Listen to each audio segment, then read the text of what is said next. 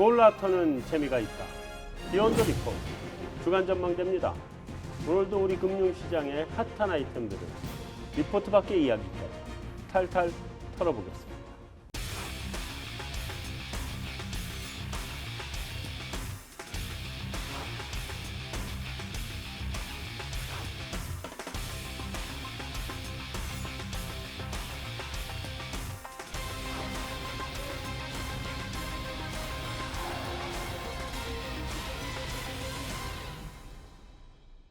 오늘은 메인 토크를 들어가기 전에 우리 인터넷은행에 대해서 조금 짚어보고 넘어가려고 그래요.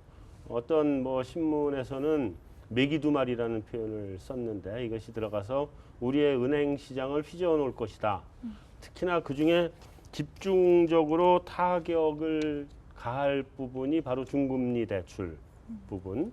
그리고 어떤 데서는 이제 그 이금융사들이나 카드 업체들도 타격을 볼 거다. 이런 얘기들이 나오고 있는 것 같아요. 그래서 오늘 우리 인터넷은행이 어떤 영향을 갖고 올 건지, 또 우리 증시에는 어떤 효과가 있을런지 이 부분 한번 짚어보고 넘어가도록 하겠습니다. 어쨌든 안녕하셨죠? 안녕하세요. 안녕하셨죠? 네. 안녕하세요. 자, 첫 번째 질문입니다. 어떻게 생각하세요? 인터넷 전문은행. 저는 인터넷은행이 그렇게 큰 역할을 할 거라고 생각하지는 않는데요. 네. 어쨌든 잘 됐으면 좋겠고요. 중금리 시장이 솔직히 우리나라에서는 없었다시피 했던 부분인데 네. 이 부분에서 좀 활성화가 된다 그러면 원래 중금리를 받아야 되는 분들이 대부업이나 이런 데 많이 가셨는데 그분들한테 좀 도움이 됐으면 좋겠다는 생각이 듭니다. 들어가면서 한마디씩. 비슷한 생각인데 잘 됐으면 좋겠는데 잘 될 것 같아요, 근데? 시간이 좀 많이 걸리지 않을까 라는 생각했습니다. 메기 두 마리가 와서 다른 쪽을 다 건강하게 만들면 좋은데 네. 메기 두 마리가 들어와서 자칫 묻혀버리지 않을까라는 걱정도 있습니다. 그래서 잘 됐으면 좋겠지만 시간이 많이 걸릴 거다라고 생각할 수밖에 없습니다. 우연시장에서는 인터넷은 안 보죠? 참 관심이 많이 없는. 그렇죠? 그냥 저는 잘 모르지만 은행업에 어떤 영향을 미칠지 좀 근데 걱정이 이게 됩니다. 솔직히 인터넷 은행이라는 게 그 시중 은행들이 잡고 있는 우리가 항상 생각하는 그 은행업은 또 아닐 것 같아요. 그러니까 주택담보대출을 할 수 있는 것도 아니고 이게 인터넷 대면 채널이 없기 때문에 주택담보대출이나 이런 서류가 많이 들어가는 것들은 또 하기가 힘들거든요. 그래서 네. 대부업처럼 이제 간단하게 전화 한 통화로 이제 돈을 빌릴 수 있는 이런 것들을 아마 하게 될 것 같은데 그렇게 되면은 우리가 위험 가중 자산으로 본다 그러면 되게 높은 그런 수준이 될 것 같아요. 그래서 지금 3천억 정도의 자본을 투여해서 한다라고 하면은 많이 해봤자 한 3조 정도밖에 할 수가 없을 것 같아요. 그렇게 된다 그러면 시중은행들이 이제 점포 비용이나 이런 것들 때문에 금리를 낮게 못한다라는 그런 거랑은 또 상관없이 스케일이 작기 때문에 또 같은 데서 경쟁하기도 또 힘든 상황인 것 같아요. 제 개인적인 의견을 좀 내보면 사실 은행업이라고 하는 것이 어떻게 보면 그게 이제 레드오션이거든요. 블루오션은 아니죠, 절대. 그렇죠. 네. 레드오션에 들어가는 건데 레드오션에 은행 두 개가 더 생겨서 여기가 그러면 그 점포나 이런 걸 안 가지고 있으니까 낮은 금리로 대출을 할 수 있다고 얘기는 하지만 또 점포나 이런 걸 안 가지고 있는 것 때문에 마케팅 비용이 추가로 들어가야 되는 게 생길 거고 그 다음에 이제 그 중금리 대출도 어쨌든 간에 나중에 제대로 안 갚으면 회수의 문제, 네. 채권 회수의 문제들이 생기는데 그런 것들까지 다 해서 볼 때 그 은행 쪽에서 아까 얘기한 것처럼 물을 한번 이렇게 확 분탕질을 해가지고 기존의 은행들을 건강하게 만드는 롤은 잘할 수 있을 것 같은데 이 자체가 살아남을 수 있을 거냐 이건 조금은 그렇죠. 좀 의심스럽고. 저도 제일 궁금한 부분이 나중에 이게 대손 비용이 어느 정도 나올까? 저는 그게 제일 궁금해요. 왜냐하면 은행 같은 경우는 이게 크레딧에 관련된 신용 정보가 그동안 쭉 쌓아 있었던 거거든요. 근데 이분들은 그게 없으시기 때문에 그거를 어떻게 이렇게 리스크 매니지먼트를 잘 할 수 있을까? 그게 되게 궁금해요. 예. 또 한 가지는 이제 이런 부분이 제가 생각하는 건데 이 카카오 택시 쓰죠? 예, 한 서너 번 써봤습니다. 나도 자주 쓰거든요. 카카오 택시 쓰기 아주 편하거든. 네. 근데 카카오 택시를 카카오뱅크가 연결을 하면 예. 거기서 바로 휴대폰 대고 바로 결제가 된단 말이에요. 근데 그러면서 기존에 우리가 3% 이렇게씩 가던 카드 가맹점에 대한 수수료 이거 확 낮춰버릴 거란 말이에요. 네. 그렇게 되면 이제 그게 갈 텐데 뭐 그런 것까지 다 따져서 보면 기존의 카드 관련 회사들의 주가가 어떻게 될 거냐. 다음에 뭐 또 이거 관련된 IT 뭐 이런 것들이 어떻게 될 거냐. 이런 부분들의 주식시장에서도 의미가 있을 것 같거든요. 그래서 그런 부분들은 어떻게 봐야 돼요? 일단 IT 같은 경우에는 플랫폼이라고 하는 기본 판만 깔아주면 거기서부터 이제 소프트웨어들이 작동을 해서 움직이는 거니까 IT 산업 전반적으로 어떤 추가적인 계기가 마련됐다라고 보기는 어렵고요. 네. 하지만 그때 고른다면 저는 개인적으로 보안업체가 되게 중요하지 않는가 싶습니다. 어차피 신용과 정보와 개인의 자금이 왔다 갔다 하는 거기 때문에 보안이 가장 중요하니까 저는 개인적으로 주식을 뭘 살려면 저는 보안업체를 좀 사고 싶은 생각이 모바일 있고요. 보안. 예.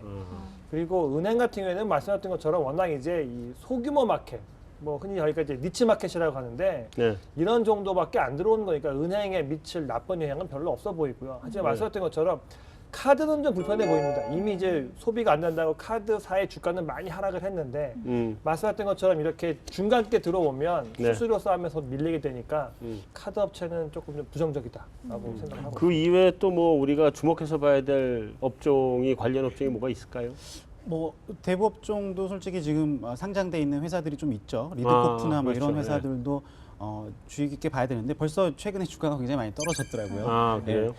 그리고 또 이 카드사들 이제 뭐 삼성카드나 현대카드 카드만 하는 이제 기업이 있는가 하면 또 은행들도 또 카드업을 하거든요. 네. 그래서 저는 이게 점점 이쪽 카드 수수료가 점점 떨어지면서 체크카드 쪽이 좀 더 활성화가 되지 않을까 그런 생각도 좀 해봅니다. 그럴 수 있겠네요. 네, 자, 하여튼 뭐 인터넷 은행은 우리의 사실은 주간 심사는 아니기 때문에 네. 이 정도로 짚고 넘어가고 이제부터 이제 메인 토크로 한번 넘어가도록 하죠. 이제 앞으로 오늘의 메인 토크 이제 할 말이 굉장히 많을 거예요. 시작부터. 자, 이번 15, 16일인가요? 미국 FOMC? 그죠? 네. 미국 FOMC가 이제 15, 16에 하는데 그때 뭐 지금 바로 오늘 나온 기사인가요? 그 제니 옐런이 거의 올릴 것처럼 얘기를 한 것 같단 말이에요. 근데 그래서 오히려 FOMC 회의 자체에 대한 관심은 상대적으로 동력이 좀 약한 것 같고 그거보다 전에 지금 EU 있죠? 22 네, 회의가 22. 네. 3일 22 통화정책 회의 다음에 그 이외에도 뭐 유가 어떻게 될 거냐. 오펙 산용회도 있고. 네, 다음에 SDR 위안이 이번에 들어가기로 했는데 그 문제도 역시 우리 금융시장에 영향도 좀 있을 것 같고 그래서 이런 부분들을 우리 한번 종합적으로 한번 짚어봤으면 좋겠어요. 먼저 위안화가 SDR에 편입이 되면 우리 경제 어떻게 돼요? 사실 단기적으로 영향을 미칠 거는 없을 것 같아요. 그리고 기술적으로도 뭐 SDR 편입이 돼서 다른 중앙은행들이 뭐 위안화 채권을 산다던가 뭐 그런 부분들이 우리 경제에 직접적으로 미칠 영향은 사실은 없어 보이거든요. 네. 결국은 중국 경제가 커지고 결국 그 아시아 시장이 위안화 블록처럼 될 것이냐 그게 좀 이제 관건인 것 같고요. 지금 우리가 뭐 중국하고 무역 교류는 많이 하지만 우리가 위안화로 결제되는 우리 서로 교역할 때 비중이 1%도 안 되거든요, 지금. 네. 그러니까 그런 뭐 부분들이 좀 늘어나면서 약간 그동안에는 사실 우리가 거의 달러로 결제를 하기 때문에 달러와 환율, 그다음에 미국 경제 영향이 컸는데 이제 좀 이렇게 영향을 받는 경제가 분산이 된다는 그런 측면으로 봐야 될 것 같고 일단은 저는 좋은 점이 더 우리가 잘 대응만 하면 그러니까 중국에 가깝기 때문에 더 좋은 점이 다른 나라보다는 유리한 점들이 좀 많지 않을까 저는 막연하게는 그렇게 생각을 하고 있어요. 이어서 한마디만 더 예. 물어보면 평가절하 돼요?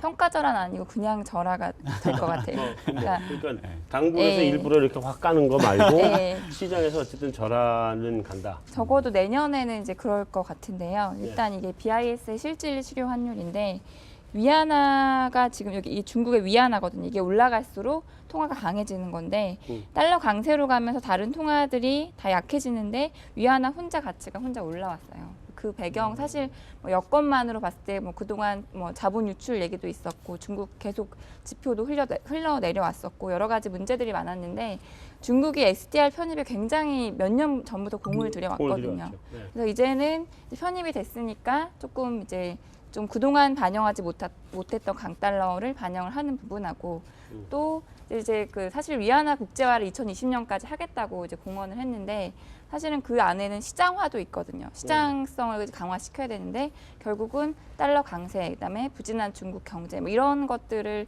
이제 더 반영시키면서 위안화가 내년에는 좀 더 약세로 갈 수밖에 없지 않을까. 중국 뭐 당국의 입장에서도 물론 이제 관리는 하겠지만은 어느 정도 약세가 중국 경제에 도움이 된다고도 생각을 할 것 같고요. 그래서 내년에는 저는 약세로 갈 것 같아요. 달러당 얼마? 한 4~5% 정도. 4~5% 정도? 예, 자 이제 위안화 전망까지 들었으니까 그 다음에 이제 넘어가서 우리 그 영어 이름이 마이클. 네, 맞습니다. 나은가요? 마이클입니다.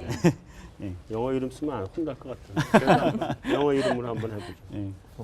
그 위안화 이게 이제 SDR 들어가면서 우리 언론들이 일제히 뭐 미국과 한판 뜨는 중국 뭐 이런 식으로 이제 네. 다 나왔잖아요. 그러니까 이제 위안화가 기축 통화가 됐다 뭐 이런 얘기만 떠드는데 사실 그렇다고 위안화가 기축은 아닌 것 같고 그 경화로 좀 들어가긴 하지만 경화라고 해서 외환위기가 안 일어났던 전혀 안 일어났느냐? 영국이 외환위기가 들어갔었잖아요. 그렇죠. 그러니까 경화라고 해서 외환위기가 안 간다는 보장도 없는 거고 뭐 그런 건데 뭐 어쨌든 간에 중국이 이제 경화로 가게 되면 그래서 이게 어느 정도 아시아 쪽에서의 블록에서라도 뭐 이걸 자리를 잡게 되면 우리 채권시장하고 금융시장 영향받는 거 아니에요? 자금이 그쪽으로 몰려간다거나 뭐 이런?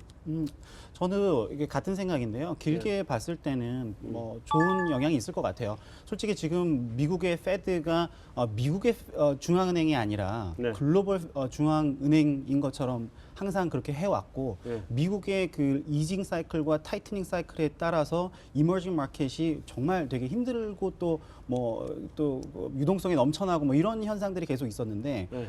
기축 통화가 되기까지는 시간이 오래 걸리겠지만 당연히 그렇게 된다 그러면 글로벌 그 금융시장 전체가 특히 이머징 마켓 우리나라가 포함된 이머징 마켓은 어느 정도 그런 금융 벌러틸리티 그 자체가 좀 줄어들지 않을까 하는 기대를 그래요? 해봅니다. 예. 근데 우리 자금이 이게 우리 증시에 들어와 있던 자금이 우리 채권시장에 들어와 있던 게 그쪽 시장으로 빠져나가거나 막 이런 것들은 그렇게 많지 않고. 있을 수가 있겠죠, 당연히. 근데 어떻게 보면 그것도 좋을 수 있을 것 같아요. 우리나라 입장에서는 지금 우리가 넷 크레디터가 된 지가 2014년부터 됐는데 네. 넷 인컴도 자산도 더 많아졌거든요. 그래서 우리 같은 경우는 지금 환율을 좀 더 약세로 가져가는 게 어느 정도 필요한데 좀 밖으로 돈이 많이 나갔으면 좋겠어요. 우리가. 나가서 벌어가지고 와라. 그렇죠. 예. 그 부분이 정부의 입장이기도 하고 그래서 작년에 해외 투자 활성화 방안도 그렇죠. 나왔었고요.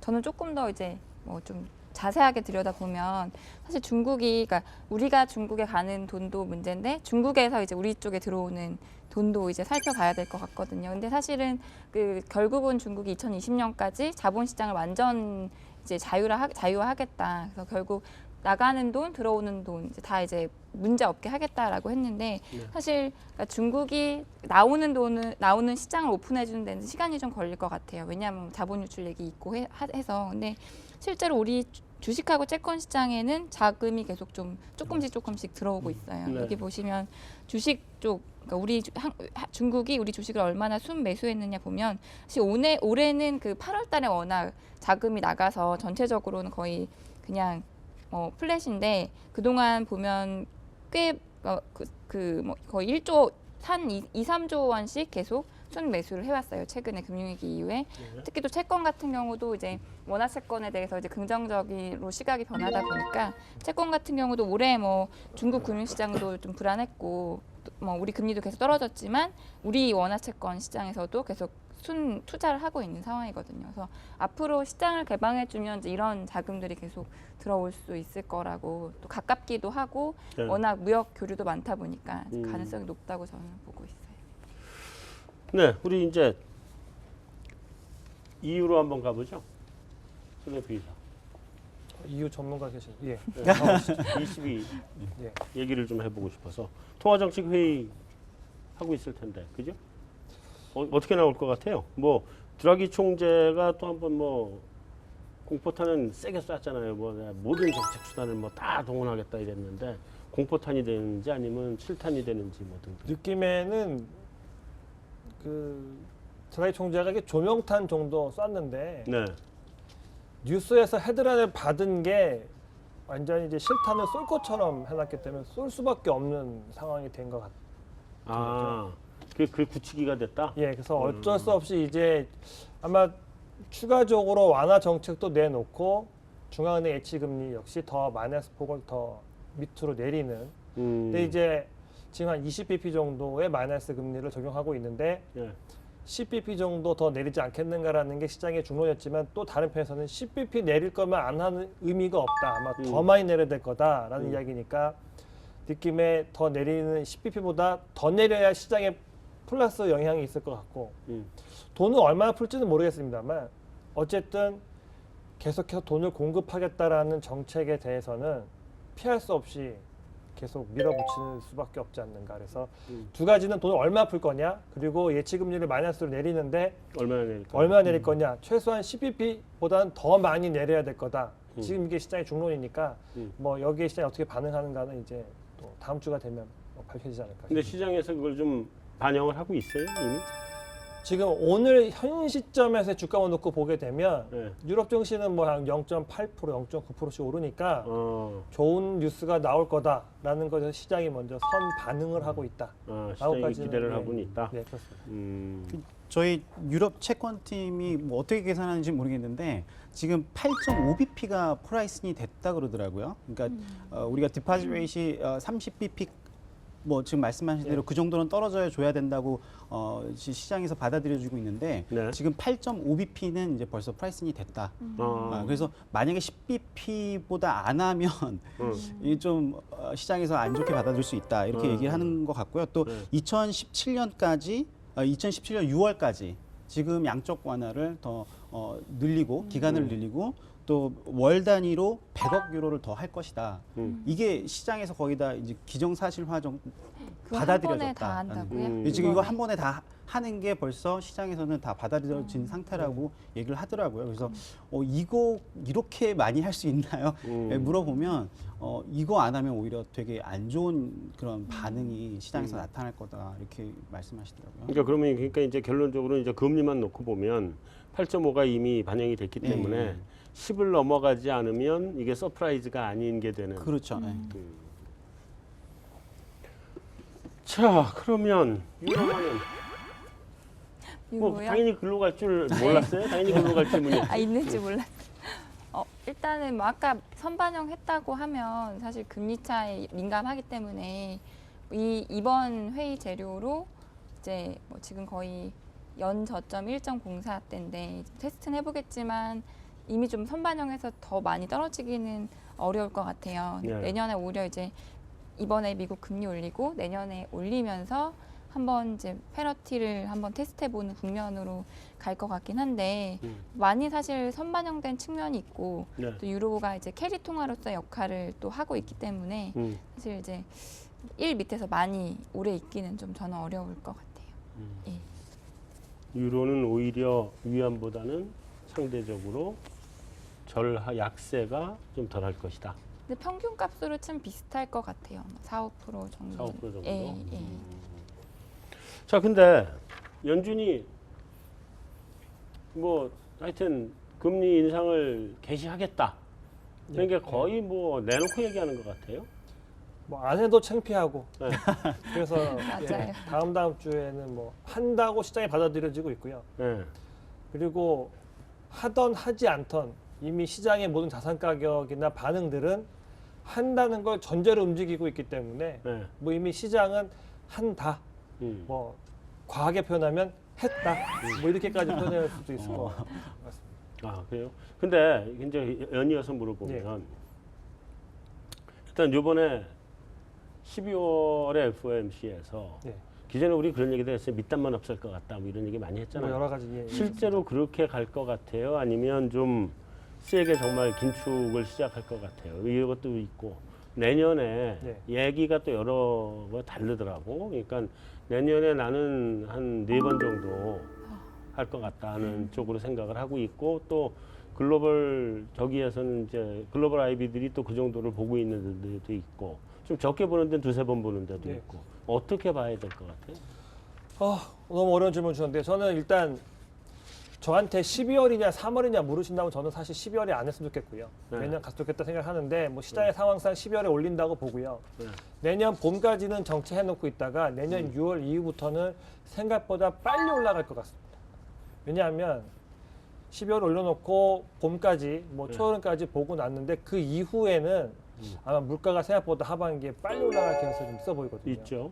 그렇게 되면 본의 아니게 그거를 제어한다는 관점에서라도 속도를 낼 수밖에 없을 속도 것 낼 같다. 수밖에 없을 것 같다. 그래서 뭐 몇 번이나 당할 수 없지만 이 시간적으로 봤을 때는 뭐 봄이나 초여름까지는 좀 슬로우하게 가다가 연 중후반 가게 되면 생각보다는 금리가 오르는 속도가 좀 빨라지지 않겠는가라고 저는 그렇게 생각하고 있습니다.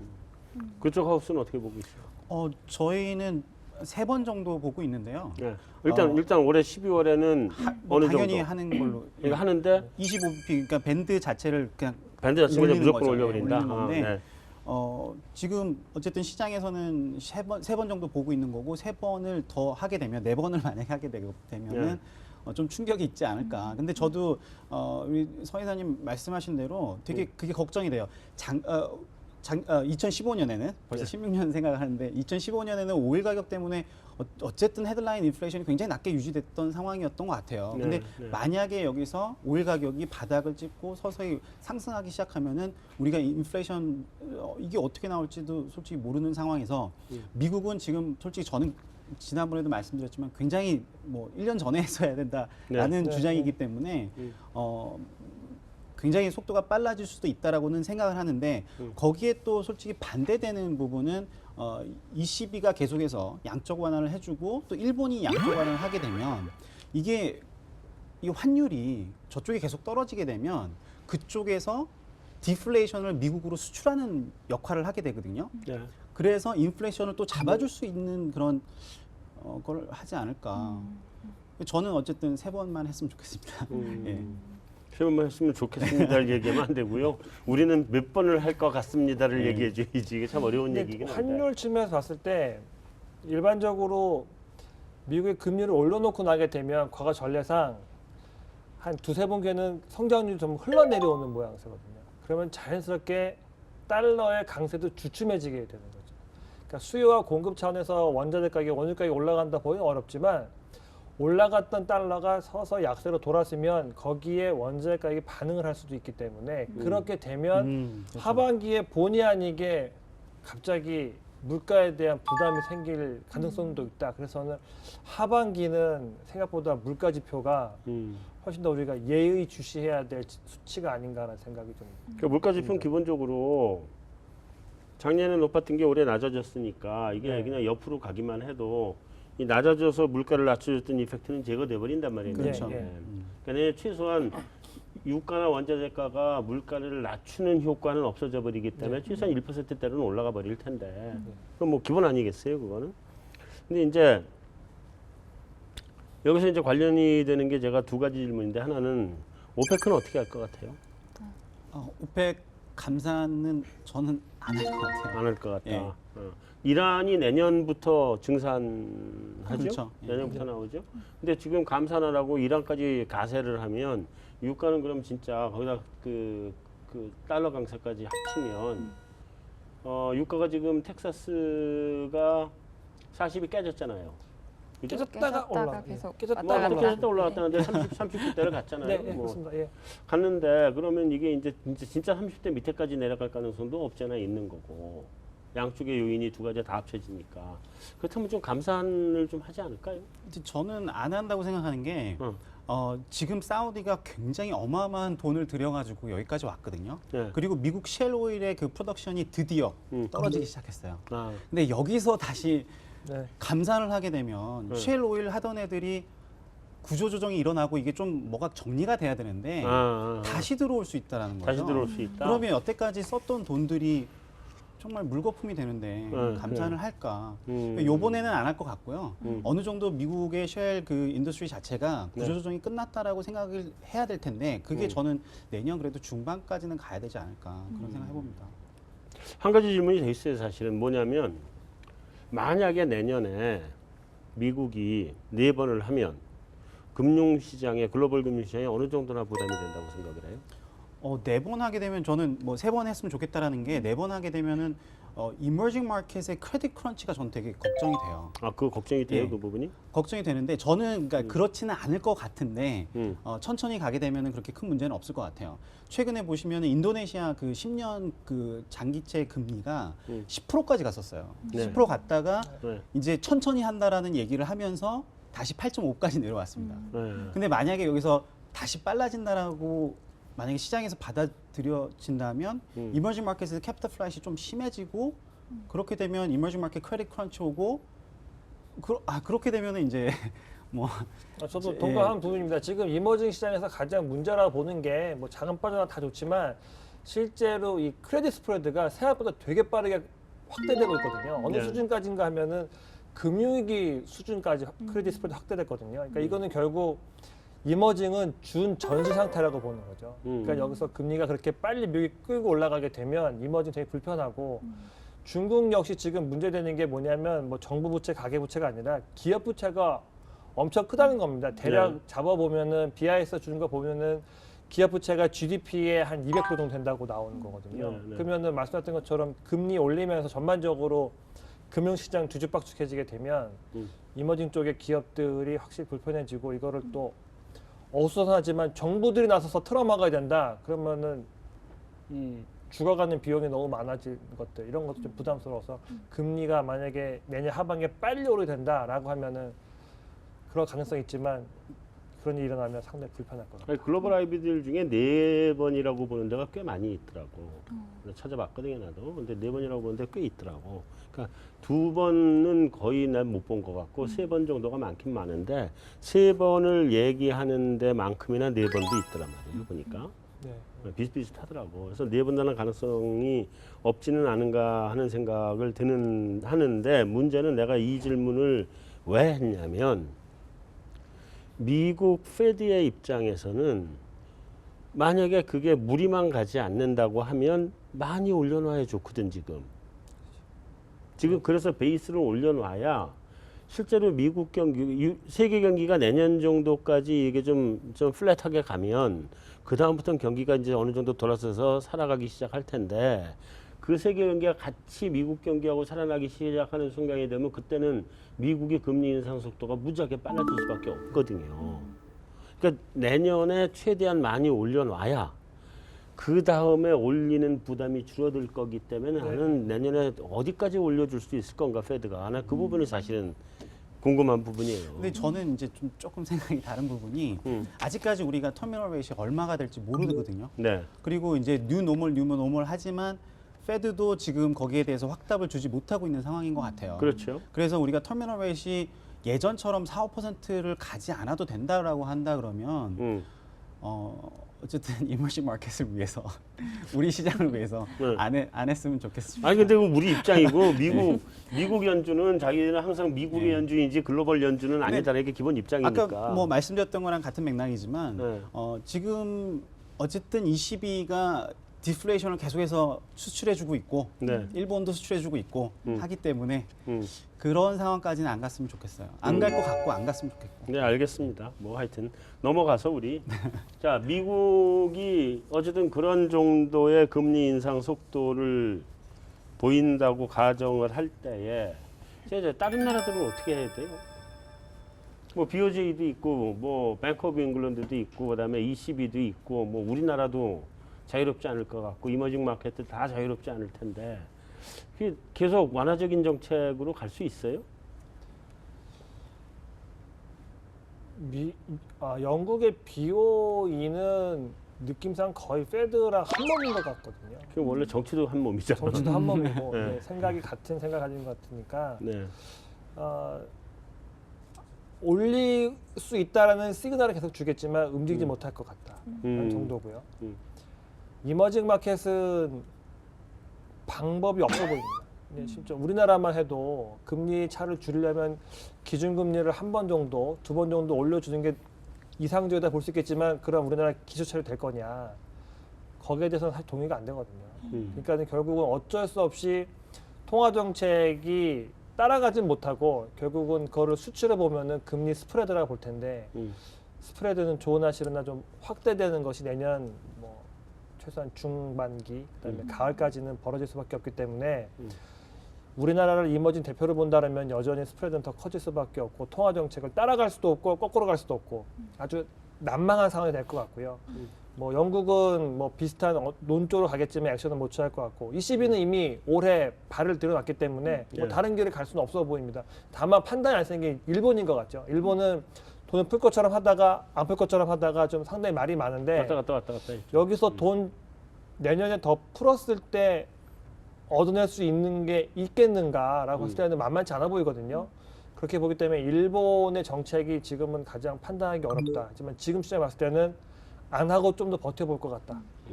약효가 지금 하는 게 나타나지 않을 것처럼 보여지기 때문에 저는 그렇게 지금 좀 분리해서 생각을 하고 있습니다. 우리나라는 우리 그 과거에 미국 금리하고 우리 금리 같이 정책 금리 같이 놓고 이렇게 봤나 꽤긴 시간을 갖고 봤는데 예. 우리는 많이 후행하더라고. 그러니까 미국이 한참 올라가고 난 다음에 따라가서 이게 역전까지도 나오더라고. 예. 우리는 이게 한참 뒤더라고요. 그러니까 그 부분은 우리가 그렇게 빨리 그러니까 뭐 수출 경기가 살면서 우리도 금리 인상을 해야 되는 여건이 오는 데까지 시간이 좀 걸리는 거 아닌가 뭐 그런 생각은 드는데 여기는 어떻게 봐요? 뭐 지금 관점은 BOJ가 제일 그 애매하다는 얘기인데 내가 봐도 BOJ가 제일 애매할 것 같거든.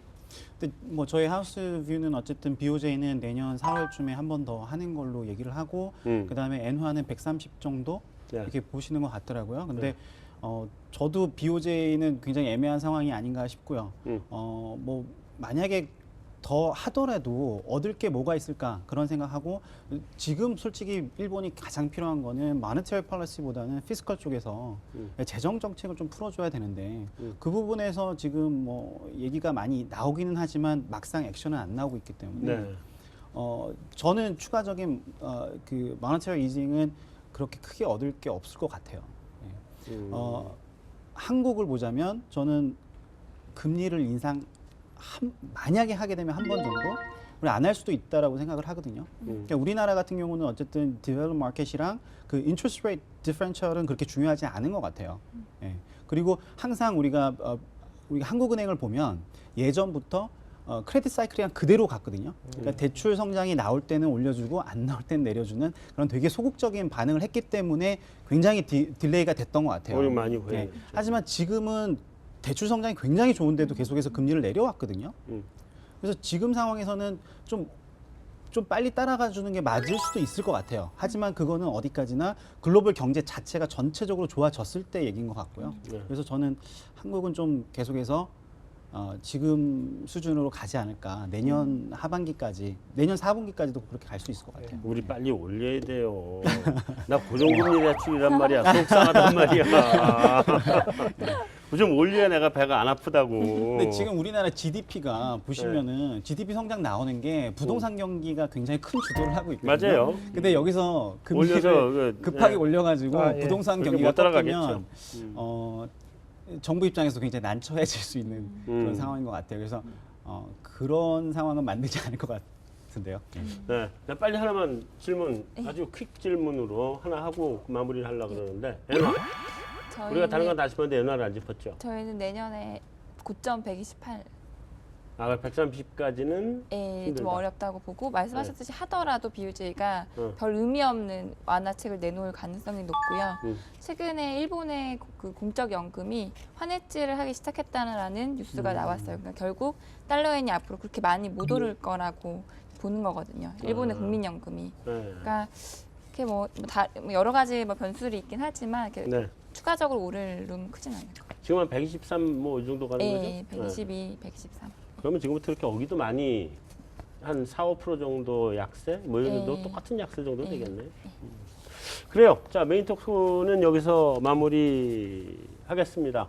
자, 우리 메인 토크 여기서 마무리하고요. 다음은 김설이 MC가 진행을 하는 외신 인사이드를 보시겠습니다.